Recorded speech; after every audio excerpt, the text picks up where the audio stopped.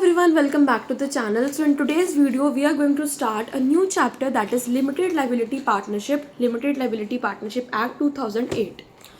So इस chapter में ना हमने बेसिकली फीचर्स करने हैं, डिफरेंस करना है एलएलपी का पार्टनरशिप के साथ और एलएलपी का कंपनी के साथ, फिर विसल ब्लोइंग कंसेप्ट करना है। स्टार्ट करते हैं हम अपने इस चैप्टर को। एलएलपी, अब एलएलपी होता क्या है, हमने छोटी क्लास में भी पढ़ा हुआ है कि एलएलपी एक ऐसी चीज़ है जिसमें कंपनी के कुछ पॉइंट्स भी होते हैं और पार्टनरशिप के पॉइंट्स भी होते हैं। Means it is a mixture of company and the partnership. Gives limited liability of company की इसके पास लिमिटेड लाइबिलिटी होती है, लाइबिलिटी जो है वो लिमिटेड हो जाती है। फ्लेक्सिबिलिटी ऑफ पार्टनरशिप, और जो पार्टनरशिप में जो फ्लेक्सिबिलिटी है ना वो इसे मिल जाती है। अब आगे पढ़ेंगे कैसे। इसको कौन एक्ट करता है, govern by LLP act 2008। Separate legal entity from partners. Unlike partnership में क्या होता है, सेपरेट लीगल एंटिटी नहीं मिलती पार्टनर्स को। मीन्स अगर पार्टनरशिप ने कोई गलती करी है मीन्स पार्टनर्स ने गलती करी है। लेकिन यहाँ पर अगर कंपनी की लिमिटेड लाइबिलिटी पार्टनरशिप फर्म की गलती है तो पार्टनर्स की गलती नहीं मानी जाएगी। अगर पार्टनर्स की गलती है तो वो लिमिटेड लाइबिलिटी पार्टनरशिप फर्म की गलती नहीं मानी जाएगी। मीन्स पार्टनर्स और limited liability partnership are separate, इनकी सेपरेट लीगल आइडेंटिटी होती है। फीचर्स से स्टार्ट करते हैं। पहला फीचर है सेपरेट लीगल एंटिटी। पहला पॉइंट है हमारे पास ये आता है, LLP is different from partners. LLP अलग है, पार्टनर्स अलग हैं। ठीक है, पार्टनर्स और एलएलपी दोनों अलग है। सेकंड पॉइंट आता है परपेचुअल सक्सेशन, जिसका मतलब है कि अगर पार्टनर्स की डेथ भी हो जाती है मीन्स वो बिजनेस को छोड़ दे तब भी हमारी पार्टनरशिप फर्म चलती रहेगी, limited liability partnership firm. Continuous even partnership change और डाई, अगर पार्टनर्स बदल भी जाते हैं या फिर उनका डेथ हो जाता है। नेक्स्ट है limited liability limited to agreed contribution. जितना कॉन्ट्रीब्यूट हुआ है सिर्फ उतनी ही उनकी लाइबिलिटी होती है। No liability for wrongful act of other partners. अगर कोई और पार्टनर ने कुछ गलत करा है तो कोई लाइबिलिटी नहीं राइज होगी बाकी पार्टनर्स की। एलएलपी एग्रीमेंट, इसमें नेक्स्ट पॉइंट हमारे पास आता है, that is LLP agreement. Governs rights and duties of partners. जो लिमिटेड लाइबिलिटी पार्टनरशिप का एग्रीमेंट है ना वो क्या करता है, पार्टनर्स के राइट्स को, पार्टनर्स की ड्यूटीज़ को गवर्न करता है। शेड्यूल 1 अप्लाइज, इसके ऊपर क्या अप्लाई होता है, schedule 1। If no LLP agreement exist, अगर कोई एलएलपी एग्रीमेंट नहीं है, एलएलपी एग्रीमेंट अगर है इट मीन्स पार्टनर्स की राइट एंड ड्यूटीज़ को गवर्न किया जा रहा है। अगर वो चीज़ नहीं है तो शेड्यूल 1 अप्लाई होगा। मिनिमम पार्टनर्स, मिनिमम कम से कम पार्टनर्स कितने होने चाहिए, मिनिमम पार्टनर्स 2 होने चाहिए। नो मैक्सिमम लिमिट, कोई मैक्सिमम लिमिट नहीं है, अनलिमिटेड हो सकते हैं जितने मर्जी आप पार्टनर्स लाई जो लिमिटेड लाइबिलिटी पार्टनरशिप में। लॉफुल बिजनेस, जो बिजनेस है वो लॉफुल होना चाहिए। LLP formed only for lawful businesses. Next है wider concept, wider scope. Not only professional services, all businesses is possible.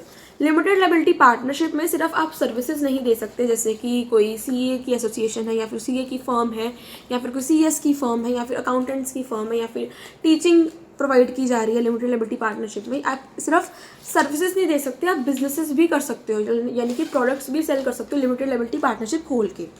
Next point आता है accounts. Must maintain true and fair annual accounts. जो accounts हैं वो annually सही, true and fair prepare किए जाने चाहिए। नेक्स्ट आता है conversion into LLP. Firm, private companies, unlisted public companies can convert into LLP. जो एक फर्म है यानी या फिर वो पार्टनरशिप हो या फिर सोल ट्रेडर हो या फिर वो एक प्राइवेट कंपनी हो या फिर अनलिस्टेड पब्लिक कंपनी हो, वो किसी भी टाइम पर एलएलपी में कन्वर्ट हो सकती है। वाइंडिंग अप, जब वाइंडिंग अप की बात आती है वॉलेंट्री और बाय ट्रिब्यूनल, या तो आप वॉलेंट्रीली वाइंड अप कर दो या फिर बाय ट्रिब्यूनल। बाय ट्रिब्यूनल का मतलब है एलएलपी इज क्लोज्ड और wound up by of a legal authority called the tribunal. ये वाउंड अप हो रहा है एक लीगल अथॉरिटी के ऑर्डर से, जो लीगल अथॉरिटी है उसका ऑर्डर आया है, फिर वो ये ख़त्म जब होती है। सिंपल मतलब ये है कि LLP can't continue properly, the tribunal can legally order it's winding up. बहुत सारे रीजंस हो सकते हैं जब ट्रिब्यूनल ऐसा ऑर्डर करे, कोई लीगल एक्टिविटी या फिर कोई फ्रॉडलेस बिजनेस हो, बहुत सारे कारण हैं जिसकी वजह से एक जो बॉडी है, लीगल बॉडी, वो ऑर्डर कर सकती है कि आप अपनी एलएलपी को बंद करो। नेक्स्ट पॉइंट आता है applicable in India, extends to whole India. जो एलएलपी है वो पूरे इंडिया में एप्लीकेबल है। पार्टनरशिप एक्ट नॉट एप्लीकेबल, यहाँ पर जो है वो पार्टनरशिप एक्ट नहीं एप्लीकेबल होता 1932 वाला। Government investigation, central government can investigate LLP affairs. जो लिमिटेड लायबिलिटी पार्टनरशिप के जो अफेयर्स हैं, यानी जो वो काम कर रहे हैं या फिर उसके अगेंस्ट जो केसेस हैं, उसने जिस केसेस में जिन फर्म्स के ऊपर केसेस कर रहे हैं, तो उन सभी चीज़ों का इन्वेस्टिगेशन कर सकता है हमारा सेंट्रल गवर्नमेंट, हमारे पूरे इंडिया की सरकार। कंपनीज एक्ट प्रोविजंस, अब कुछ कंपनी एक्ट की प्रोविजंस होती हैं, सम कंपनी एक्ट प्रोविजंस में अप्लाई, कुछ जो प्रोविजंस हैं कंपनी एक्ट्स की वो अप्लाई हो सकती है। अब हम डिफरेंस देखेंगे पार्टनरशिप और LLP के बीच में। सबसे पहला पॉइंट आता है लाइबिलिटी का। पार्टनरशिप में लाइबिलिटी लिमिटेड होती है, यहाँ पे अनलिमिटेड होती है। बात करें लीगल स्टेटस की, तो कोई सेपरेट लीगल एंटिटी नहीं है, यहाँ पर सेपरेट लीगल एंटिटी होती है। रजिस्ट्रेशन पार्टनरशिप की ऑप्शनल है, LLP की मैंडेटरी है। सक्सेशन, नो परपेचुअल सक्सेशन, यहाँ पे परपेचुअल सक्सेशन होता है। नंबर ऑफ पार्टनर्स मैक्सिमम यहाँ पर 50 होने चाहिए, यहाँ पर कोई लिमिट नहीं होती, अनलिमिटेड। डेथ ऑफ पार्टनर में क्या होता है, पार्टनरशिप फॉर्म डिसॉल्व हो जाती है लेकिन LLP अभी भी कंटिन्यू करती है। Partners liability, liable for act of all, यहाँ पर पार्टनर्स ना सभी एक दूसरे के एक्ट्स के लिए लायबल होते हैं। मीन्स अगर एक ने कोई काम करा तो बाकी सब भी बाइंड हो जाते हैं उसके काम से। यहाँ पर no liable for others act, दूसरों के काम से हम लायबल नहीं होते, बाइंड नहीं होते हैं। Public notice needed on retirement, retirement के केस में पब्लिक नोटिस देना पड़ता है और LLP में ROC फिलिंग इनफ होती है। तो हमारी ट्रेडिशनल पार्टनरशिप में क्या होता है, व्हेन अ पार्टनर रिटायर्स, जब एक पार्टनर जो है रिटायर होता है, public notice must be given to the public, public को नोटिस देना पड़ता है कि हाँ भाई वो रिटायर हो रहा है। अब ऐसा क्यों, because every partner is an agent of other partners, हर एक पार्टनर प्रिंसिपल भी है, एजेंट भी है। So if people outside do not know that a partner retired, अगर लोगों को नहीं पता चलता कि ये वाला पार्टनर रिटायर होने वाला, they may still believe he is a partner and hold him liable, वो उस केस में उसे अब भी लायबल मानेंगे क्योंकि उन्हें पता ही नहीं कि वो रिटायर होने वाला है। इसलिए यहाँ पर पब्लिक नोटिस देना ज़रूरी है लोगों को। A retires from the firm ABC and company but no public notice is given. Customer give goods on credit thinking A is still a partner. Customer अभी भी मीन्स जो सप्लायर्स है, यहाँ पे सप्लायर आना, सप्लायर अभी भी गुड्स को क्रेडिट में देते रहे क्योंकि उन्हें लगा कि A तो भी पार्टनर है, ये तो अच्छा इंसान है। लेकिन A तब फिर इस केस में A लायबल हो सकता है क्योंकि उन्होंने कोई नोटिस नहीं दिया था उसकी रिटायरमेंट का। लेकिन और अगर हम बात करें LLP में, तो कोई पब्लिक नोटिस देने की ज़रूरत नहीं है, only filing information with registrar of companies, सिर्फ रजिस्ट्रार ऑफ कंपनी यानी ROC के साथ आप फाइल कर सकते हो इस इन्फॉर्मेशन को। और LLP में क्या होता है, LLP एक सेपरेट लीगल एंटिटी है, मीन्स इसके पार्टनर्स अलग हैं और लिमिटेड लायबिलिटी पार्टनरशिप फर्म अलग है। One partner is not personally liable for all the acts of other partners, बाकी जितने भी पार्टनर्स हैं उनके एक्ट्स के साथ कोई भी पार्टनर बाइंड नहीं होगा। So public protection through newspaper public notice is not as necessary as in the ordinary partnership, means limited liability partnership में पब्लिक नोटिस देना ज़रूरी होता है LLP में। और LLP में सिर्फ आप ROC को इन्फॉर्मेशन फाइल कर रहे हो, ये काफ़ी है, कोई पब्लिक नोटिस देने की ज़रूरत नहीं है। चीज़ यहाँ पे लिखी है नीडेड ऑन रिटायरमेंट, वहाँ पे ROC फाइलिंग इज़ इनफ। बात करें डिसोल्यूशन की, तो कैन डिसॉल्व ईजिली, पार्टनरशिप बहुत आसानी से डिसॉल्व हो जाती है। वाइंडिंग अप इज़ रिक्वायर्ड, और LLP में वाइंडिंग अप ज़रूरी होता है। पर वाइंडिंग अप का मतलब है एक सारा लीगल प्रोसेस जिससे हम क्लोज करते हैं LLP को परमानेंटली। सो वाइंडिंग अप में बिजनेसेस के एक्टिविटीज़ को स्टॉप किया जाता है, एसेट्स और प्रॉपर्टी को सोल्ड किया जाता है, डेट्स लायबिलिटीज़ पे आउट किए जाते हैं और रिमेनिंग अमाउंट जो पार्टनर्स को डिस्ट्रीब्यूट करनी है उसे डिस्ट्रीब्यूट किया जाता है और LLP नेम को हर एक रिकॉर्ड से रिमूव किया जाता है। A partnership firm also settles assets and liabilities at the time of closing, but the main difference is legal process and existence. Partnership firm में जैसा कि पार्टनरशिप की सेपरेट लीगल एंटिटी नहीं होती, पार्टनर्स और पार्टनरशिप फर्म की firm easily dissolve हो जाती है, डेथ हो, रिटायरमेंट हो, उससे एकदम से डिसॉल्व हो सकती है। यूजुअली गवर्न की जाती है by the agreements among partners और प्रोसेस बहुत ज़्यादा कम फॉर्मल होता है, लेकिन LLP का प्रोसेस फॉर्मल होता है क्योंकि LLP एक सेपरेट लीगल एंटिटी होती है। अब हम डिफरेंस देखेंगे कंपनीज़ का और LLP का। मेन डॉक्यूमेंट, अब कौन कौन से मेन डॉक्यूमेंट होते हैं कंपनी में, तो हमने पढ़ा हुआ है MOA, आपने बिजनेस में पढ़ा होगा छोटी क्लासेस में, और AOA।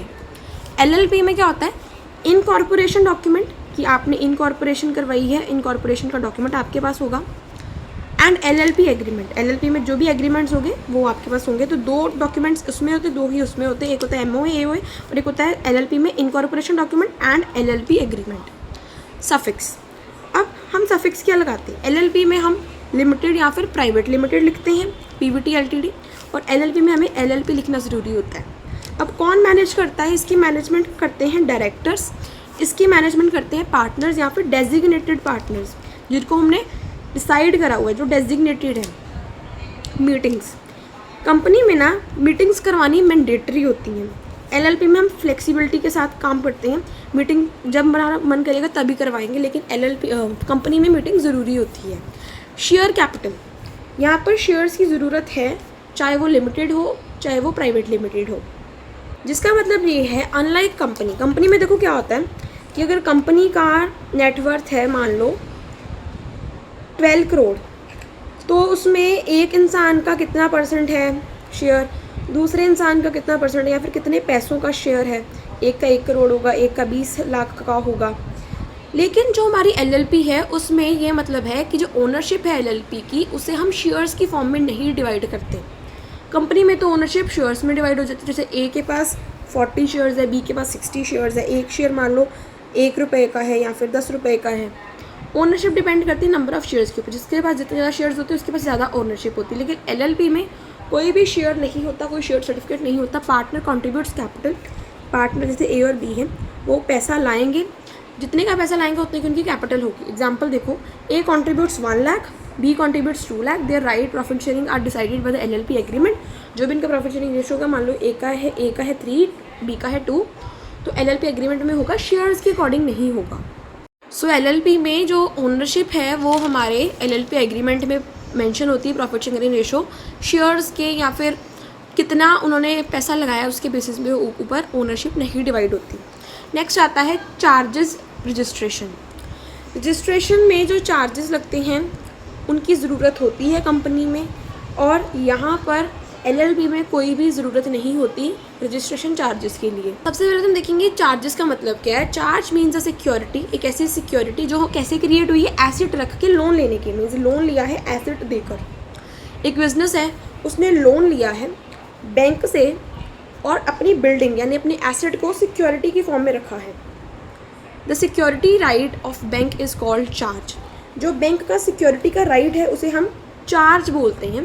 कंपनीज़ में क्या होता है, charge must be registered with ROC. ये मीन्स अगर कोई ऐसा चार्ज है तो उसे आरओसी रजिस्ट्रार ऑफ कंपनीज़ के साथ रजिस्टर करवाना ज़रूरी है। वैसा क्यों? ताकि हम पब्लिक को, क्रेडिटर्स को बता सके कि ये जो हमने एसेट हमारे पास कंपनी के पास है ना, ये एक सिक्योरिटी में हमने दिया हुआ है लोन के लिए। एलएलपी में क्या होता है, there is no compulsory provision for registration of charges under LLP act. So LLP is not legally required in the same way as companies to register charges. जो भी चार्जेस उनके होते हैं, मीन्स जो भी सिक्योरिटीज़ उन्होंने रखी हुई हैं बैंक या फिर किसी और लेंडर के पास, उसे बताना ज़रूरी नहीं होता एलएलपी में। कंपनीज में रिक्वायर्ड है, एलएलपी में नॉट रिक्वायर्ड है। अब बात करते हैं रिकॉर्ड्स की। मैनी स्टैट्यूटरी रिकॉर्ड्स, कंपनीज में बहुत सारे स्टैट्यूटरी यानी बहुत सारे लीगल रिकॉर्ड्स होते हैं, और एलएलपी में लेस कंप्लायंस है legally, means legally less compliance है, थोड़ा सा सिंपल रहता है ये काम। पार्टनर्स की authority, members usually not agents. जो मेंबर्स होते हैं वो यूजुअली आर नॉट, यहाँ पे यूजुअली आर नॉट एजेंट्स आना है। जो मेंबर्स होते हैं वो एजेंट्स नहीं होते, वो सिर्फ ओनर होते हैं।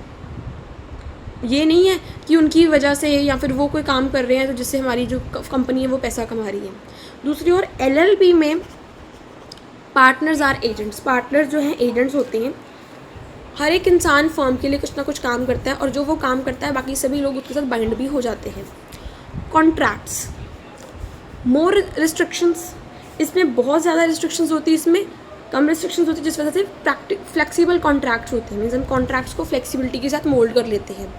ऑपरेशन रेमेडीज़, यहाँ पर ऑपरेशन रेमेडीज़ अवेलेबल होती हैं, नॉट प्रोवाइडेड स्पेसिफिकली। यहाँ पर ऑपरेशन रेमेडीज़ स्पेसिफिकली प्रोवाइड नहीं की जाती। सो कंपनीज़ में ना there are special legal remedies if majority members misuse the power, minority shareholders are treated unfairly, company affairs are badly managed, it is called remedy against। इसको हम remedy against बोलते हैं, जिसका मतलब है कि अगर ऑपरेशन हो रहा है यानी अनफेयर ट्रीटमेंट हो रहा है या फिर मिसमैनेजमेंट हो रही है, इम्प्रॉपर मैनेजमेंट हो रही है, तो affected members can complain to National Company Law tribunal.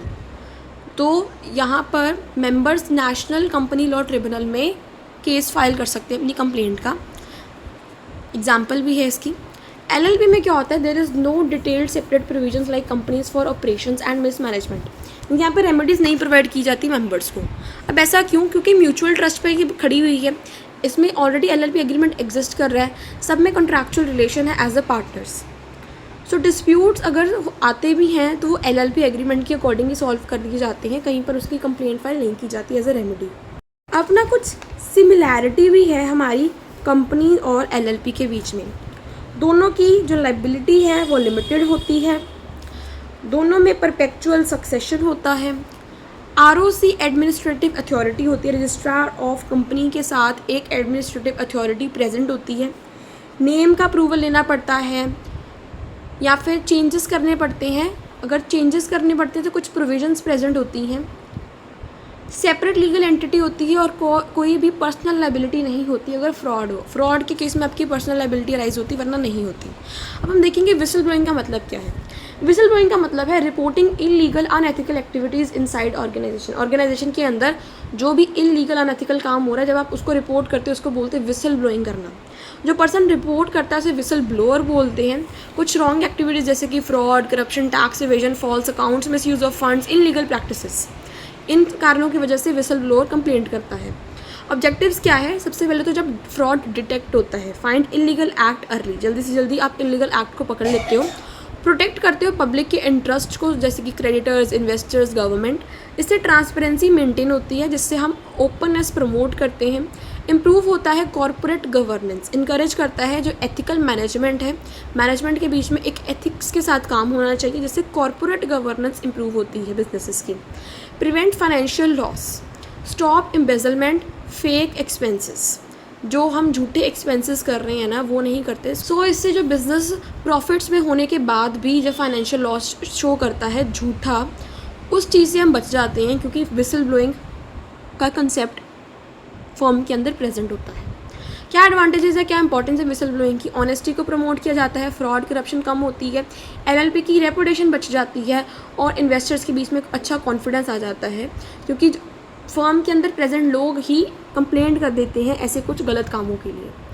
Legal compliance में मदद मिलती है हमें, जैसे अगर कुछ हिस्ट्री हमें पता हो कि पहले कभी ऐसे केस फाइल हुआ है, ऐसे कंप्लेंट फाइल हुई है, तो इस वजह से ये जो प्रॉब्लम है ये राइज हुई होगी, तो उसका हम सोल्यूशन जल्दी से जल्दी निकाल सकते हैं। Improve internal controls, internally control बहुत अच्छा हो जाता है, क्योंकि अगर विसल ब्लोअर जो हेड अथॉरिटी है उसको मिस्टेक बता देता है तो इंटरनली सारी चीज़ें कंट्रोल हो जाती है, बाहर जाने की, कंप्लेंट फाइल करने की ज़रूरत ही नहीं पड़ती। इनकरेजेस अकाउंटेबिलिटी, लोगों की आंसरेबिलिटी हो जाती है कि अगर उन्होंने ऐसा किया है तो क्यों करा है, इसके पीछे क्या वजह थी। सभी लोग उनसे पूछेंगे, इंटरनल लोग उनसे पूछेंगे कि आपने इसे क्यों किया। अगर उन्हें लगेगा इसने गलत किया है तो वो कंप्लेंट फाइल कर सकते हैं उस अनएथिकल बिहेवियर के लिए। प्रोटेक्ट स्टेक होल्डर, जो हमारे ओनर्स हैं उनका पैसा बच जाता है, बेटर वेस्ट पार्टनर्स ही होते हैं। अर्ली डिटेक्शन ऑफ प्रॉब्लम्स को पहले से हम डिटेक्ट कर लेते हैं। क्रिएट्स हेल्दी वर्क एनवायरनमेंट, इससे वर्क एनवायरनमेंट हेल्दी होता है। क्या डिसएडवांटेजेस हैं? रिटेलिएशन का डर रहता है, वर्क प्लेस कन्फ्लिक्ट्स अराइज हो जाते हैं कि भाई आप मेरे ऊपर कैसे कंप्लेंट कर सकते हो, आपको किसने हक दिया। रेपुटेशन डैमेज, कई बार ना विसल ब्लोइंग की वजह से बिजनेस की रेपुटेशन ख़राब हो जाती है। फॉल्स कंप्लेंट्स कई बार हो जाती हैं जिससे हम मिसयूज़ भी किया जा सकता है। मीन्स हमें एक बेनिफिट मिल गया कि हम ना कंप्लेंट फाइल कर सकते हैं, हम झूठी कंप्लेंट भी कई बार लोग फाइल कर देते हैं। लीकेज ऑफ कॉन्फिडेंशियल इन्फॉर्मेशन, जब आप किसी के ऊपर केस फाइल करते हो तो बट ऑब्वियस बिजनेस के बाहर भी वो चीज़ जाएगी, तो हमारे जो बिज़नेस की कॉन्फिडेंशियल इन्फॉर्मेशन है जो बिज़नेस के अंदर रहनी चाहिए वो भी बाहर जाती है। अब विसल ब्लोअर को कुछ प्रोटेक्शंस दी जाती हैं, जैसे कि अनफेयर ट्रीटमेंट से उसे प्रोटेक्शन मिलती है, उसके साथ कुछ गलत ना हो। आइडेंटिटी कॉन्फिडेंशियलिटी मिलती है कि उसकी आइडेंटिटी को कोई हार्म ना करे। प्रोटेक्शन फ्रॉम पनिशमेंट, उसे पनिशमेंट ना मिले। Reduction in penalty if useful information given, अगर कोई यूज़फुल इन्फॉर्मेशन दी जाती है विसल ब्लोअर के द्वारा तो जो पेनाल्टी सबको फेस करनी पड़ती है उसमें उसका थोड़ा सा हिस्सा कम हो जाता है। एग्जाम्पल देखो कि पार्टनर ने फॉल्स अकाउंट्स प्रिपेयर करे टैक्स की चोरी करने के लिए, एम्प्लॉय ने रिपोर्ट कर दिया प्रूफ के साथ, यहाँ पे फ्रॉड डिटेक्ट हो गया, इट मीन्स विसल ब्लोइंग होगी। So here let's get started. Limited liability partnership act 2008, let's start with the introduction. अब हम इस चैप्टर को बहुत बारीकी से पढ़ेंगे। The concept of limited liability partnership LLP was introduced in India through the limited liability partnership act 2008। ये जो कंसेप्ट था लिमिटेड लायबिलिटी पार्टनरशिप का, ये इंट्रोडक्शन में आया था इंडिया के अंदर थ्रू एन एक्ट, और उस एक्ट का नाम था limited liability partnership act 2008। The act was notified on 31 मार्च 2009। इसको नोटिफाई करा गया था कब? 31 मार्च को in 2009। LLP is a modern form of business organization. ये बिजनेस ऑर्गेनाइजेशन का एक बहुत ही मॉडर्न फॉर्म है that combines the advantages of company के एडवांटेजेस भी हैं एंड फ्लेक्सिबिलिटी ऑफ पार्टनरशिप की फ्लेक्सिबिलिटी भी है। It gives limited liability protection to partners while allowing internal flexibility like a partnership firm. ये ना लिमिटेड लाइबिलिटी की प्रोटेक्शन देती है पार्टनर्स को, यानी पार्टनर्स की जो लाइबिलिटी है वो लिमिटेड होगी, साथ ही में उन्हें इंटरनल फ्लेक्सिबिलिटी मिलती है पार्टनरशिप फर्म की तरह। According to section 2 subsection 1N of the limited liability partnership act 2008, limited liability partnership means a partnership form and registered under the act. इसका मतलब है कि एक ऐसी पार्टनरशिप जो फॉर्म करी गई है और एक्ट के अंदर रजिस्टर करवा दी गई है।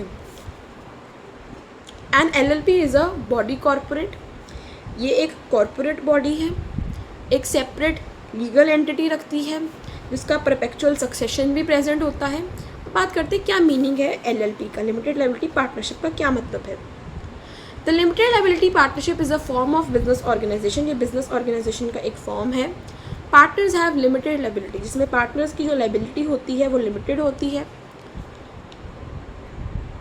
एंड एक सेपरेट लीगल एग्जिस्टेंस में मिलती है, सेपरेट लीगल एंटिटी प्रेजेंट होती है and business is governed bye LLP agreement. जितना भी बिजनेस होता है वो सारा LLP एग्रीमेंट के अकॉर्डिंग चलता है, जो कि ज़रूरी होता है LLP एग्रीमेंट रखना। It combines limited liability of partnership and flexibility of partnership. Example आप देख सकते हो कि ABC starts a limited liability partnership. A contributes 2 lakh, B contributes 3 lakh, C contributes 1 lakh. The LLP suffers heavy losses. अब losses हो गए उस LLP को, partners are liable only up to their agreed contribution.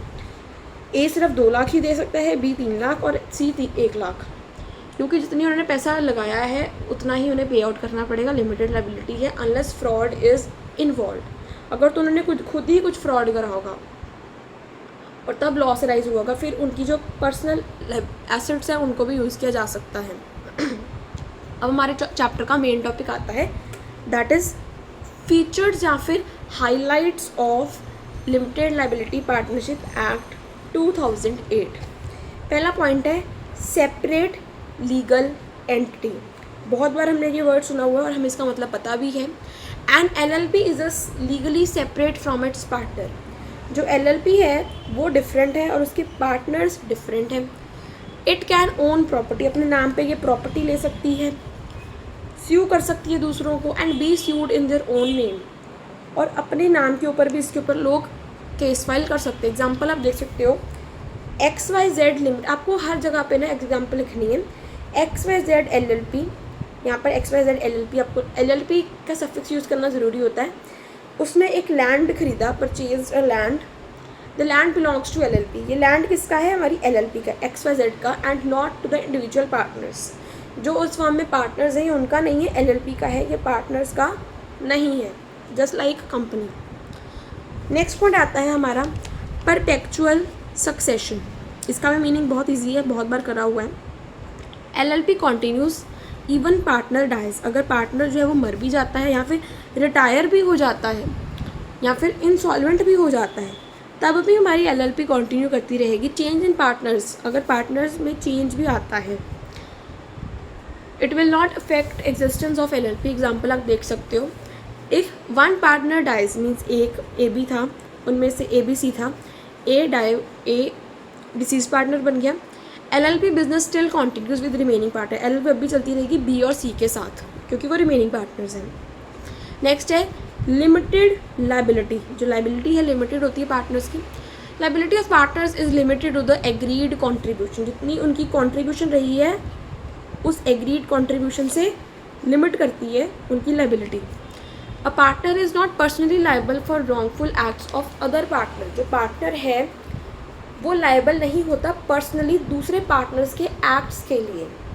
Example से और clear होगा, partner A commits fraud without knowledge of B। Partner A भी थे, पार्टनर A ने एक फ्रॉड कर दिया, B को नहीं पता था, अब B इसके लिए लाइबल नहीं होगा for as wrongful act. Next point आता है LLP agreement. Mutual rights and duties of a partners are governed by LLP agreement. जो पार्टनर्स के राइट्स एंड ड्यूटीज़ होते हैं वो किस में प्रेजेंट होते हैं? LLP एग्रीमेंट के अंदर। तो LLP एग्रीमेंट इसे गवर्न करता है, इनके राइट्स को। इस एग्रीमेंट में उनका प्रॉफिट शेयरिंग रेशो होता है, उनकी क्या पावर है, क्या राइट्स है, क्या ड्यूटीज़ हैं, कैसे एडमिशन होगी, कैसे रिटायरमेंट होगी, इन सभी के चीज़ों के रूल्स होते हैं। Next we have schedule. Schedule and applies in absence of agreement. जब एग्रीमेंट नहीं होता तब क्या होता है? तब LLP का शेड्यूल परफॉर्म किया जाता है। If LLP agreement is absent, just like partnership में हमने पढ़ा था कि अगर पार्टनरशिप का जो डीड है वो नहीं प्रेजेंट है तो उस एक्ट की प्रोविजंस अप्लाई होंगी। Same in the case of LLP, अगर LLP की डीड यानी LLP एग्रीमेंट अगर नहीं प्रेजेंट है तो प्रोविज़न ऑफ शेड्यूल 1, जो शेड्यूल 1 है हमारा, उसकी प्रोविजंस को हम यूज़ करेंगे जो कि LLP के ऊपर ऑटोमेटिकली अप्लाई हो जाएगी। कितने मिनिमम पार्टनर्स हो सकते हैं? मिनिमम पार्टनर्स 2 होने चाहिए और मैक्सिमम की कोई लिमिट ही नहीं है, कोई अनलिमिटेड रख सकते हो आप पार्टनर्स को। No maximum limit of partners. Unlike ordinary partnership, LLP can have unlimited partners. जैसे कि पार्टनरशिप में सिर्फ 50 होते हैं लेकिन लिमिटेड लायबिलिटी पार्टनरशिप में अनलिमिटेड होते हैं। एग्जांपल आप देख सकते हो, large professional firms like consultancy firms जो कि कंसल्टेंसी का काम करती हैं, वो बहुत सारे पार्टनर्स के साथ काम करती हैं। कोई एक पार्टनर नहीं होता, हज़ारों लाखों पार्टनर्स होते हैं। नेक्स्ट है LLP फॉर लॉफुल बिजनेस। जो LLP है वो एक लॉफुल बिजनेस के लिए होना चाहिए। LLP can be formed only for lawful business activities. सिर्फ और सिर्फ लॉफुल बिजनेस एक्टिविटीज़ के लिए होना चाहिए। जो इलीगल एक्टिविटीज़ होती हैं वो नहीं अलाउड होती। Wider scope of business. जो LLP है ना, ये बहुत ही वाइडर स्कोप है बिज़नेस का। इसमें हम सिर्फ और सिर्फ प्रोफेशनल सर्विसेज को नहीं कंसिडर करते। प्रोफेशनल सर्विसेज एंड साथ ही में हर टाइप का बिजनेस, जैसे कि trading, consultancy, IT services, manufacturing, business activities, business enterprises, सब कुछ इसमें इंक्लूड होता है। Next we have maintenance of accounts. Accounts को कैसे मेंटेन किया जाता है? How we do maintenance of accounts. So in LLP must maintain proper annual accounts. LLP में आपको एनुअल अकाउंट्स प्रिपेयर करने पड़ेंगे प्रॉपरली, जिसमें ट्रू और फेयर व्यू दिखाया गया है फाइनेंशियल पोजीशन का। ट्रू और फेयर पोजीशन दिखाई जाए एनुअल रिपोर्ट्स के अंदर। Conversion into LLP। अब LLP में कैसे कन्वर्ट किया जाता है? The following can be convert into LLP। Partnership LLP में बदली जा सकती है। प्राइवेट कंपनी PBT-LT जिसे हम बोलते हैं वो पार्टनरशिप में कन्वर्ट की जा सकती है। और अनलिस्टेड पब्लिक कंपनी भी इसके ऊपर कन्वर्ट की जा सकती है। अनलिस्टेड पब्लिक कंपनी वो होती है जो कि अभी स्टॉक एक्सचेंज के ऊपर लिस्टेड नहीं होती है। और कन्वर्जन के बाद जितने भी एसेट्स होते हैं एंड लायबिलिटीज़ होते हैं या फिर उनके जो राइट्स होते हैं ना, या फिर जो ऑब्लिगेशंस हो जाती हैं, वो ऑटोमेटिकली LLP में आ जाती हैं, LLP में प्रेजेंट हो जाती हैं। तो ओल्ड एंटिटी गेट डिज़ोल्व, और जो पुरानी एंटिटी होती है वो डिज़ोल्व हो जाती है। एग्जाम्पल आप देख सकते हो, ABC एंड कंपनी, ये एक पार्टनरशिप फॉर्म थी, converts into ABC limited. All property and liability automatically vest in LLP। ABC and company partnership खत्म हो गई, अब ABC LLP में सारे एसेट, सारी प्रॉपर्टी आ गई। Winding up of LLP। अब LLP की वाइंडिंग अप कैसे होती है? LLP may be wound up voluntarily या बाय ट्रिब्यूनल। यहाँ तो लीगल बॉडी ऑर्डर करती है जिसको हम बोलते हैं bye tribunal. It is important point and new age well.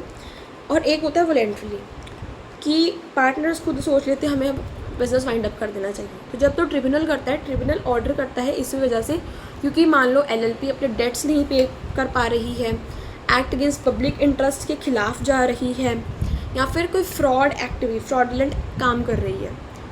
Voluntary तो अपनी मर्जी से किसी भी कारण की वजह से। Applicability through out India. इसकी जो एप्लीकेबिलिटी है वो थ्रू आउट इंडिया होती है। Act extends to the whole of India. Partnership act 1932 not applicable. इसके ऊपर जो पार्टनरशिप एक्ट 1932 है वो नहीं एप्लीकेबल होता। Indian partnership act doesn't apply to LLP because LLP is a separate legal entity और इसके ऊपर LLP एक्ट 2008 अप्लाई होता है। गवर्नमेंट इन्वेस्टिगेशंस, गवर्नमेंट की इन्वेस्टिगेशन में कैसे हम काम कर सकते हैं एलएलपी के अंदर। Central government can investigate affairs of LLP, LLP की जितनी भी ट्रांजैक्शन, जितने भी इसके अफेयर्स हैं, उसको हमारी सेंट्रल गवर्नमेंट इन्वेस्टिगेट कर सकती है। इंस्पेक्टर्स में बी अपॉइंटेड फॉर इन्वेस्टिगेशन, इनकी इन्वेस्टिगेशन करने के लिए सेंट्रल गवर्नमेंट इंस्पेक्टर्स अपॉइंट करती है। Application of companies act provisions, इसमें ना कंपनी एक्ट की जो प्रोविजंस हैं वो अप्लाई होती हैं, these are applicable. Central government में apply certain provisions of company act, companies act की जो कुछ प्रोविजंस है ना वो यहाँ पर सेंट्रल गवर्नमेंट जो है वो अप्लाई करवा सकती है विद मॉडिफिकेशन, कुछ मॉडिफिकेशंस के साथ। बेसिकली एलएलपी ना सेंट्रल गवर्नमेंट का ज़्यादा रोल रहता है। अब हम देखेंगे difference between partnership and LLP, partnership में क्या डिफरेंस है और एलएलपी के बीच में क्या डिफरेंस है।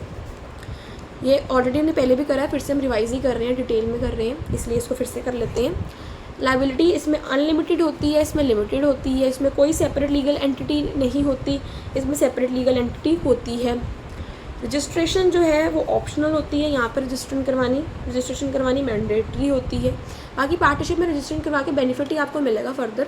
सक्सेशन, नो परपेचुअल सक्सेशन, कोई परपेचुअल सक्सेशन नहीं होता, यहाँ पे परपेचुअल सक्सेशन होता है। नंबर ऑफ पार्टनर्स मैक्सिमम आप 50 रख सकते हो, यहाँ पे कोई भी लिमिट नहीं है। डेथ ऑफ पार्टनर में क्या होता है, बिजनेस डिसॉल्व हो जाता है, यहाँ पे फिर भी कंटिन्यू करता है। Liability of for acts, partner liable for each other, एक दूसरे के एक्ट के लिए वो लाइबल होते हैं। यहाँ पर no partner is liable for others wrongful act, किसी दूसरे इंसान के रॉन्गफुल एक्ट के लिए वो लाइबल नहीं होता है, यहाँ पे लाइबल होता है पार्टनरशिप में। पब्लिक नोटिस देना पड़ता है रिटायरमेंट के केस में, और यहाँ पे सिर्फ रजिस्ट्रार ऑफ कंपनी के साथ आप अगर फाइल कर देते हो ना कि ये पार्टनर हमारा रिटायर हो रहा है तो ये भी सफिशिएंट है, आपको कोई पब्लिक नोटिस देने की ज़रूरत नहीं है एलएलपी में। डेसोल्यूशन इसमें बहुत आसान होती है, इसमें थोड़ी सी फॉर्मल वाइंडिंग अप आ जाती है। अब इम्पॉर्टेंट डिफरेंस के पॉइंट्स देखते हैं। पहला पॉइंट जो है लाइबिलिटी, पार्टनरशिप में पार्टनर्स की जो पर्सनल प्रॉपर्टी है उसको यूज़ किया जा सकता है बिजनेस के डेट्स के लिए, मींस लाइबिलिटी इज़ अनलिमिटेड। लेकिन एलएलपी में लाइबिलिटी लिमिटेड होती है, जितनी कंट्रीब्यूट की गई होती है सिर्फ उतना ही बिजनेस को देना, फर्म को, पार्टनर को देना पड़ता है किसी डिफ़ॉल्ट के केस में या फिर किसी मुसीबत के डेट के केस में। अगर फर्म के पास 20 लाख का डेट है, मींस 20 लाख का लोन उसके सिर पे ऊपर है, पार्टनरशिप में क्या होगा, पार्टनर्स को पर्सनल प्रॉपर्टी लूज़ करके भी इस 20 लाख को देना पड़ेगा। एलएलपी में क्या होगा, जितनी आपस में एग्रीड अमाउंट होगी ना उतनी उनको देनी पड़ेगी, या फिर जितना कैपिटल उन्होंने कंट्रीब्यूट करा था पार्टनर्स ने in the limited liability partnership, it means partners की लायबिलिटी लिमिटेड होती है एलएलपी में। सेपरेट लीगल एंटिटी, पार्टनरशिप में सेपरेट लीगल एंटिटी नहीं होती, एलएलपी में होती है। पब्लिक नोटिस पार्टनरशिप में रिटायरमेंट के केस में देना पड़ता है, एलएलपी में आरओसी के साथ फाइल करना सफिशिएंट होता है। डिसोल्यूशन पार्टनरशिप की बहुत इजी होती है और एलएलपी में थोड़ी फॉर्मेलिटीज़ आ जाती हैं क्योंकि एलएलपी एक सेपरेट लीगल एंटिटी है। अब हम डिफरेंस देखेंगे between company and limited liability partnership, ये भी हमने पहले कर लिया हुआ है, फिर भी हम एक बार फिर से रिवाइज कर रहे हैं तो इसको भी करना पड़ेगा। मेन डॉक्यूमेंट्स इसमें है एमओए और एओए। उसमें मेन डॉक्यूमेंट है हमारा limited liability agreement and incorporation document. Suffix उसमें लिमिटेड, प्राइवेट लिमिटेड, इसमें एलएलपी लिखना ज़रूरी है। पीवीटी एलटीडी और उसमें एलएलपी। मैनेज कौन करता है, डायरेक्टर्स मैनेज करते हैं, इसमें पार्टनर्स या फिर डेजिग्नेटेड पार्टनर्स मैनेज करते हैं। मीटिंग्स यहाँ पर कंपलसरी करवानी होती है, वहाँ पर मीटिंग्स फ्लेक्सिबिलिटी होती है कि आप मीटिंग्स जब आपका मन करे तब आप करवा सकते हो।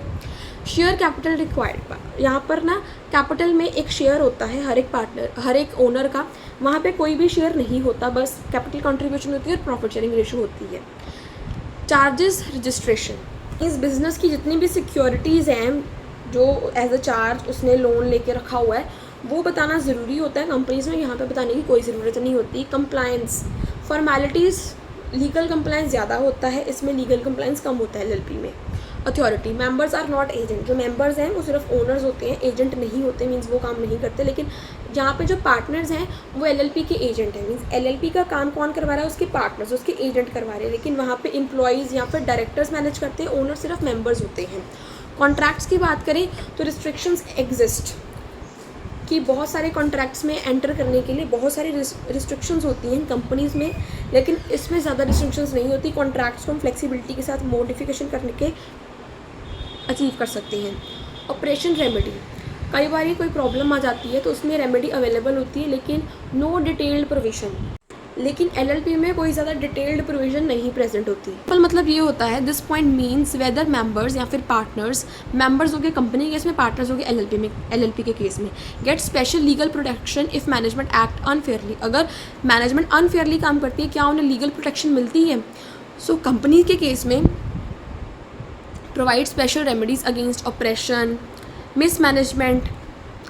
एग्जाम्पल है, मेजॉरिटी शेयर होल्डर्स मिसयूज़ करते थे कंपनी को, फंड्स को, और कोई भी इन्फॉर्मेशन नहीं प्रोवाइड की जाती थी माइनॉरिटी मेंबर्स को, तो यहाँ पे एक अनफेयर रेजोल्यूशन हो गई। तो माइनॉरिटी शेयर होल्डर्स जो हैं वो ट्रिब्यूनल की अप्रोच के साथ प्रोटेक्शन ले सकते हैं। लेकिन LLP में कोई भी डिटेल्ड स्पेशल प्रोविजंस नहीं होती ऑपरेशन एंड मिसमैनेजमेंट की केस में, जैसे कि कंपनीज़ में होती थी। अब ये क्यों? क्योंकि LLP तो म्यूचुअल ट्रस्ट से बनी है ना। LLP में तो एक एग्रीमेंट है, कॉन्ट्रैक्चुअल रिलेशन है पार्टनर्स के बीच में, तो जो भी डिस्प्यूट आएगा वो LLP एग्रीमेंट से ही क्लियर हो जाता है। तो हम देखेंगे कुछ इंपॉर्टेंट पॉइंट्स जो कि इन दोनों के डिफरेंस में आते हैं। नो शेयर इन LLP में कोई शेयर नहीं होता, जैसे कि कंपनी में एक कैपिटल का शेयर होता है, ओनरशिप का शेयर होता है, शेयर सर्टिफिकेट्स भी होती हैं। ओनरशिप डिपेंड करती है LLP एग्रीमेंट के अकॉर्डिंग, जैसे कि प्रॉफिट शेयरिंग रेशो अगर A की 60 है, B की 40 है, तो बिना किसी शेयर इशू करेगी उनके बीच में ये रेशो आ गई है। चार्जेस रजिस्ट्रेशन, कंपनीज़ में चार्जेस जो एसेट्स के ऊपर होते हैं वो बताने ज़रूरी होते हैं ROC के साथ, रजिस्ट्रार ऑफ कंपनी के साथ, लेकिन LLP में कोई कंपल्सरी प्रोविजन नहीं है इन चार्जेस को बताने के लिए। देख सकते हो, कंपनी ने बैंक लोन लिया फैक्ट्री सिक्योरिटी के लिए, उसे रजिस्टर करवाना पड़ेगा इस चार्ज को। Operation and mismanagement remedy, company में तो ट्रिब्यूनल की अप्रोच से प्रोटेक्शन मिल जाती है, लेकिन LLP में ऐसा कुछ नहीं होता क्योंकि LLP एग्रीमेंट एग्जिस्ट करता है। अब क्या सिमिलैरिटीज़ हैं? दोनों की लायबिलिटी लिमिटेड होती है, दोनों में परपेचुअल सक्सेशन होता है, सेपरेट लीगल एंटिटी होती है, अपनी इनकी अलग अलग। ROC एडमिनिस्ट्रेटिव अथॉरिटी, दोनों ही केसेस में ROC यानी रजिस्ट्रार ऑफ कंपनीज़ के साथ कुछ अथॉरिटीज़ का इनका साथ लिंक होता है। सिमिलर नेम अप्रूवल प्रोविजंस, इनके नेम को अप्रूवल लेने के लिए सेम प्रोविजंस का सामना करना पड़ता है दोनों को। No personal liability except fraud, personal liability नहीं आती जब तक आप कोई फ्रॉड नहीं करते। नेक्स्ट हमारा लास्ट टॉपिक आता है इस चैप्टर का, that is whistle blowing in LLP। Meaning of whistle blowing का मतलब हमने पहले भी करा हुआ है।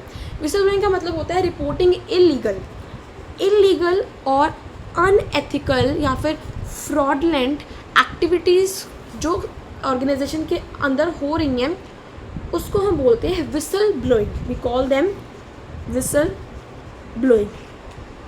Okay, the person reporting such wrong doing is called a whistle blower. जो इनको रिपोर्ट करता है उसे हम बोलते हैं whistle blower. Okay, wrong activities reported, जैसे फ्रॉड हो गया, करप्शन हो गया, फॉल्स अकाउंट, टैक्स की चोरी, मिसयूज फंड्स का, इलीगल बिजनेस प्रैक्टिसेस। अब एग्जांपल आप देख सकते हो, a partner secretly prepares false accounts to avoid tax. एक पार्टनर था, मान लो ABC था फर्म, उसमें जो A था वो फॉल्स अकाउंट्स प्रिपेयर करता था, मीन्स अकाउंट जो है वो फॉल्स बना देता था ताकि टैक्स की चोरी कर सके, टैक्स इवेजन कर सके, टैक्स को अवॉइड किया जा सके। An accountant informs authorities and provide proof, और उस फॉर्म का जो अकाउंटेंट है उसने उसकी इस चीज़ को बता दिया प्रूफ के साथ। Fraud get detected, this is whistle blowing. ये विसल ब्लोइंग होगी, फ्रॉड क्योंकि डिटेक्ट हो गया। अब क्या ऑब्जेक्टिव्स हैं? सबसे पहले तो हम फ्रॉड को डिटेक्ट कर सकते हैं विसल ब्लोइंग के through. Helps identify illegal activities, acts at early stage, बहुत ही अर्ली स्टेज में हम फ्रॉड को डिटेक्ट कर सकते हैं। Protection of public interest, protects creditors, investors, government revenue. वो पार्टीज़ जिनका हमारे बिजनेस के साथ कुछ बेनिफिशियल इंटरेस्ट जुड़ा हुआ है, उनका इंटरेस्ट हम प्रोटेक्ट कर सकते हैं विसल ब्लोइंग के थ्रू। और इसमें ट्रांसपेरेंसी भी मेंटेन होती है, encourage openness and honesty. Openness आती है और ईमानदारी के साथ सारे काम होते हैं फर्म के अंदर। Improve corporate governance, promote ethical management and responsibility. Whistle blowing के साथ एथिकल मैनेजमेंट को प्रमोट किया जाता है और रिस्पॉन्सिबिलिटी की जो की है ना, उसके ऊपर फोकस किया जाता है कि सबको रिस्पॉन्सिबिलिटी के साथ काम करना है। तो कॉर्पोरेट गवर्नेंस इंप्रूव होती है LLP में। प्रिवेंट फाइनेंशियल लॉस, इससे एम्बेजलमेंट यानी कि डिसऑनेस्टी और मिसयूजिंग दूसरों को इंटरेस्ट करके जो काम किए जाते हैं उस चीज़ से हम प्रिवेंट कर सकते हैं अपनी फर्म को। फेक एक्सपेंसेस अवॉइड होते हैं और मनी मिसयूज़ नहीं की जाती। एडवांटेजेस या फिर importance of whistle blowing, promote honesty, हम ऑनेस्टी को प्रमोट करते हैं, एथिक्स को प्रमोट करते हैं। Employees work carefully because misconduct में बी एक्सपोज, जो एम्प्लॉयज़ हैं वो केयरफुली काम करेंगे क्योंकि जब मिसकंडक्ट है उसे एक्सपोज किया जा सकता है किसी भी विसल ब्लोअर के द्वारा। विसल ब्लोअर होता क्या है, कोई एम्प्लॉई हो गया या फिर कोई मेंबर हो गया या फिर कोई पार्टनर हो गया, मेंबर तो खैर नहीं बोलते हम एलएलपी में, पार्टनर ही बोलते हैं। रिड्यूसेस फ्रॉड, इससे फ्रॉड रिड्यूस होता है, करप्शन रिड्यूस होती है। Fear of exposure discourages illegal acts, जो एक्सपोजर है ना, एक्सपोजर के डर से ही लोग इलीगल काम करने से डरते हैं। प्रोटेक्ट्स रेपुटेशन ऑफ एलएलपी, जब कोई अर्ली स्टेज पे फ्रॉड डिटेक्ट हो जाता है तो उसका क्योर भी अर्ली स्टेज पे ही आ जाएगा, जिससे हमारे एलएलपी की रेपुटेशन बच जाएगी, कोई भी फ्रॉडलेंट कोई अनएथिकल एक्टिविटी नहीं होगी। Early detection prevents damages to goodwill, build investors confidence, transparent practices increase trust of investors and banks. जब ट्रांसपेरेंट एक्टिविटीज़ होंगी, काम में ट्रांसपेरेंसी आएगी तो इन्वेस्टर्स, बैंक्स मीन्स जिससे हम पैसा लेते हैं या फिर क्रेडिटर्स, उनके बीच में ट्रस्ट बिल्ड होगा। Helps legal compliance, management can correct violation before legal action, कोई भी लीगल एक्शन टेकअप होने से पहले ही मैनेजमेंट उस वायलेशन को सही कर लेगी। Improves internal control system, weaknesses in organisation get identified, हमारी ऑर्गेनाइजेशन में क्या कमी है वो जल्दी से जल्दी पता चल रही है। बेटर सुपरविजन की वजह से हम इंटरनली कंट्रोल कर सकते हैं बहुत बढ़िया तरीके से। इनकरेज अकाउंटेबिलिटी, हर एक पार्टनर की, हर एक एम्प्लॉय की अकाउंटेबिलिटी बढ़ती है, उसकी रिस्पॉन्सिबिलिटी बढ़ती है कि आप ऐसा कर रहे हो तो क्यों कर रहे हो, आप ये सही कर रहे हो कि नहीं कर रहे हो। Protect stake holders, protects interest of employees, customers, creators, government, सबका इंटरेस्ट प्रोटेक्ट किया जाता है। अर्ली डिटेक्शन ऑफ प्रॉब्लम्स, जैसे कि प्रॉब्लम्स को हम सॉल्व करते हैं मेजर स्कैंडल बनने से पहले ही, तो प्रॉब्लम्स अर्ली डिटेक्ट की जाती हैं। क्रिएट्स हेल्दी वर्किंग इन्वायरमेंट, जो एम्प्लॉयज़ है वो सेफ फील करते हैं क्योंकि जहाँ पर unethical practices are not tolerated, एक ऐसी एलएलपी जहाँ पर अनएथिकल प्रैक्टिसेस को हम टॉलरेट नहीं करते, अगर कोई हो भी रही होती है तो विसल ब्लोअर कोई बन जाता है और उस प्रॉब्लम को एक्सपोज कर देता है, तो एम्प्लॉयज़ अच्छा फील करते, सेफ फील करते हैं। क्या डिसएडवांटेजेस हैं, रिटेलिएशन के डर रहता है, विसल ब्लोअर को हमेशा थ्रेट्स, डर, खतरा, हरासमेंट, जॉब लॉस की प्रॉब्लम रहती है कि कहीं उसको जॉब से निकाल ना दिया जाए। वर्कप्लेस में कई बार कन्फ्लिक्ट्स आ जाते हैं कि कोलीग्स में आपस में आ जाता है कि मिसट्रस्ट की, इसने तो मेरी झूठी खबर लगा दी थी, अब मैं इसके ऊपर विश्वास नहीं करूँगा, तो कन्फ्लिक्ट राइज होते हैं। Damage to reputation, false allegations के साथ कई बार ऑर्गेनाइजेशन की इमेज भी खराब होती है, फिर चाहे वो इंटरनल एलिगेशन ही क्यों ना हो। Miss use of whistle blowing, कई बार ना कंप्लेंट्स हम इसलिए भी कर देते हैं क्योंकि हम अपने कोलीग से जेलस करते हैं, रिवेंज की भावना होती है या फिर कंपटीशन होता है दूसरे इंसान से। Leakage of confidential information, sensitive business information में बिकम पब्लिक, ऐसी इन्फॉर्मेशन जो बिजनेस की कॉन्फिडेंशियल है वो कई बार बाहर आ जाती है। प्रोटेक्शन टू विसल ब्लोअर, अब विसल ब्लोअर को कुछ प्रोटेक्शंस भी दी जाती हैं। Law provides protection against unfair treatment, उस प्रोटेक्शन में क्या कुछ आता है, कॉन्फिडेंशियलिटी ऑफ आइडेंटिटी, जो विसल ब्लोअर की आइडेंटिटी होती है, उसका नाम, उसकी डेजिग्नेशन, वो सारी डिस्क्लोज नहीं की जाती। प्रोटेक्शन फ्रॉम पनिशमेंट, उसे पनिश करने से प्रोटेक्शन मिल जाती है। मीन्स अगर एक एम्प्लॉय ने गलती करी है और दूसरा एम्प्लॉय बता रहा है कि उसने गलती करी, तो जो सभी एम्प्लॉयज़ को पनिशमेंट मिलेगी उससे उसके थोड़ा सा बचाव हो जाएगा। रिडक्शन इन पेनाल्टी, वही चीज़ पेनाल्टी में रिडक्शन आएगी अगर इन्फॉर्मेशन यूजफुल प्रोवाइड की गई है। This encourages people to report wrongful doing. Conclusion ये है कि the limited liability partnership act 2008 introduce a modern and flexible business structure in India. ये इंडिया का बहुत ही modern and flexible business structure है। LLP combines advantages of partnership and company form of business. ये limited liability, separate legal identity, flexibility in management and perpetual succession को provide करता है।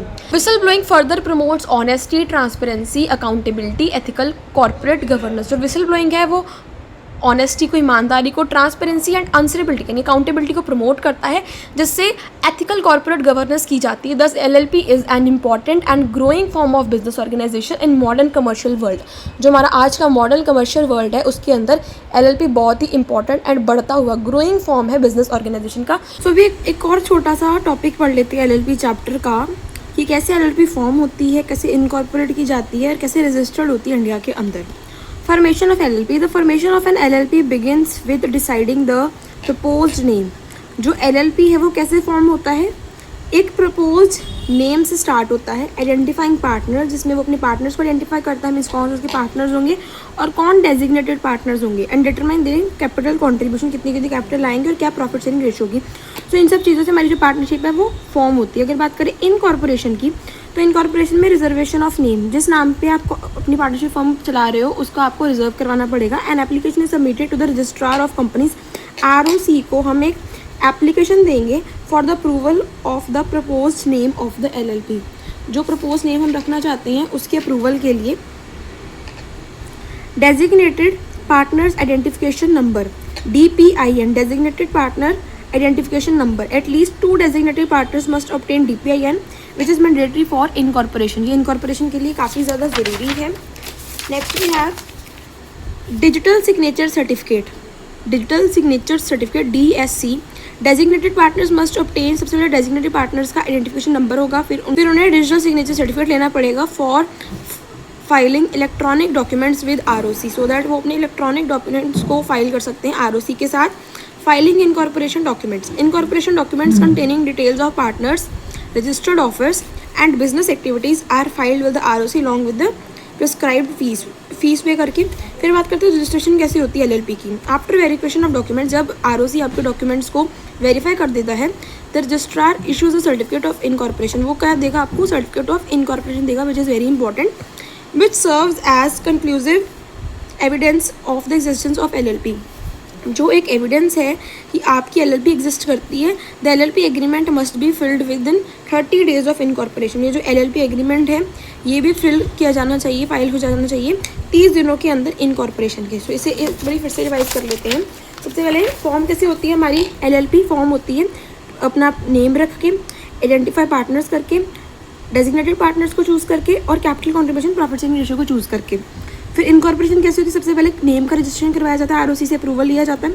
फिर डेजिग्नेटेड पार्टनर्स को डेजिग्नेटेड पार्टनर आइडेंटिफिकेशन नंबर लिया जाता है, जो कि इनकॉर्पोरेशन के लिए बहुत ही ज़्यादा मैंडेटरी है। फिर नेक्स्ट वी हैव जो डिजिटल सिग्नेचर सर्टिफिकेट है वो लेना पड़ता है डेजिग्नेटेड पार्टनर्स को अपने इलेक्ट्रॉनिक डॉक्यूमेंट्स फाइल करवाने के लिए ROC से। फिर इनकॉर्पोरेशन डॉक्यूमेंट्स फाइल करने पड़ते हैं, जिसमें पार्टनर्स की detail, registered office, business activity सब कुछ ROC के साथ प्रिस्क्राइब्ड फी के साथ फाइल हो जाना चाहिए। फिर रजिस्ट्रेशन कैसी होती है, वेरिफिकेशन डॉक्यूमेंट, जब डॉक्यूमेंट्स वेरीफाई हो जाते हैं तो रजिस्ट्रार एक सर्टिफिकेट ऑफ इनकॉर्पोरेशन देता है, जो कि एविडेंस का काम करता है। और इसके 30 दिनों के बाद, यानी इनकॉर्पोरेशन के 30 दिनों के बाद आपको LLP एग्रीमेंट भी फाइल करना पड़ेगा। And with this chapter is completed. With this we come to the end of this video. Don't forget to like, share and subscribe. Thank you.